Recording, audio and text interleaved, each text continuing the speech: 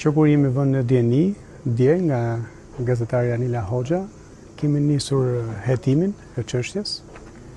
Kemi çuar një grup inspektimi në komisariatin numër 6 në bllokun e sigurisë për të verifikuar fazën e parë, ku ne dyshojmë që mund të jemi para shkeljes së procedurës. Duhet kuptuar është problem sistemik apo është vetëm një rast, sepse një nën me fëmijë në gjy është mbajtur në bllokun e sigurisë për 72 orë, mbase ka dalë një vendim i formës për, ka qenë e panevojshme, po hetojmë të çështje për të kuptuar këtë hallkën e parë.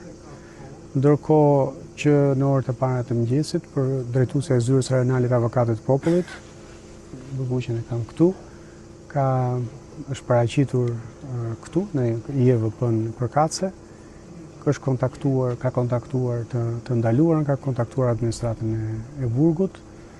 Unë kam marrë bashkë me 2 komisionerët, me komisionerin Besnik Deda të sektorit të veçantë që merret me burgje dhe me policinë, dhe me drejtuesin e mekanizmit kombëtar për ndalimit të torturës, Ahmet Premçi.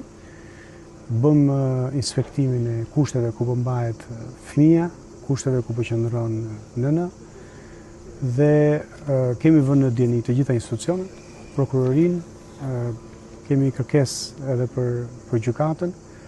Në bindjen time ditën e nesme nëna do lirohet, nëse nuk lirohet, do jemi para shkeljeve procedurale, sepse nuk mund të mbahet, është e pamundur, qoftë nga dispozitat e kodit penal, qoftë nga dispozitat e kodit procedurës penale, është e pamundur që për veprën për cilën është dënuar, fëmia që kanë gjy të mbahet në këtë IEVP.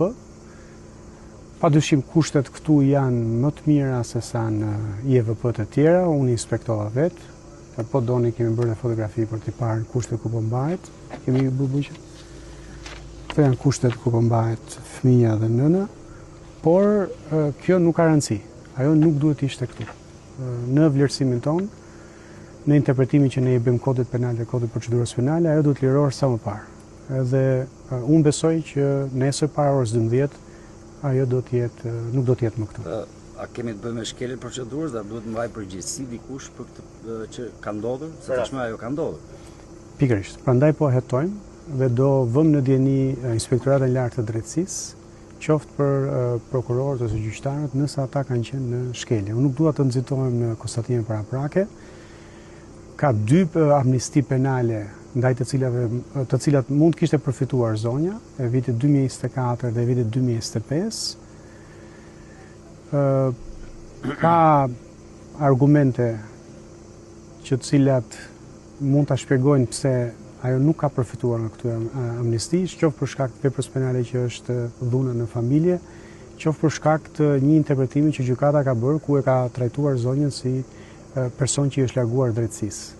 Ne nuk duam të hymë në vendimin gjyqësor, sepse ajo është kompetencë e gjykatës dhe apelohet në një gjykatë më të lartë, por ka disa pikpyetje.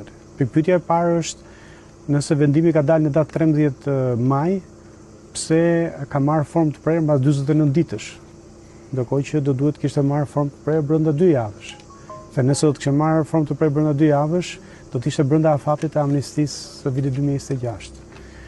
Pse nuk është përfshirë në amnistinë e vitit 2024. Pra ka disa pyetje për cilat ne para se të flasim dhe t'japim një konstatim, jemi duke hetuar.